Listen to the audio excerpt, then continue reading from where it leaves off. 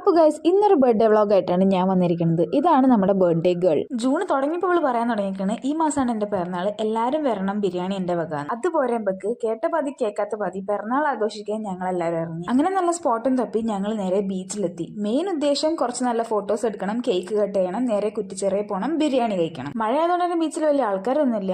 ആകെയുള്ള 4-5 പേര് തന്നെ ഞങ്ങളുടെ ഒച്ചപ്പാടും കേട്ടിട്ട് ഞങ്ങളെ നോക്കിയിരിക്കുകയായിരുന്നു. ഈ അമ്മൂമ്മയ്ക്ക് കേക്ക് കൊടുത്തപ്പോൾ ആ അമ്മൂമ്മ അവളെ അനുഗ്രഹിച്ചു വിട്ട് ഹരം കയറിയ ഇവള് അതിലെ പോണ എല്ലാവർക്കും പിന്നെ കേക്ക് മുറിച്ച് കൊടുക്കലായി. എന്തിന്, പട്ടിക്ക് വരെ. അതിനുശേഷം പിന്നെ ഞങ്ങൾ കുറ്റിച്ചെറിയ പോയി. ഇവിടെ പിന്നെ എപ്പോ വന്നാലും ഒടുക്കത്തെ തിരക്കാണല്ലോ. പണ്ട് +2 പഠിക്കുമ്പോൾ ഇല്ലാത്ത ഇൻട്രസ്റ്റ് ആണ് ഇവിടുന്ന് മെനു കാർഡ് നോക്കിയിട്ട് കണക്കൂട്ടാൻ.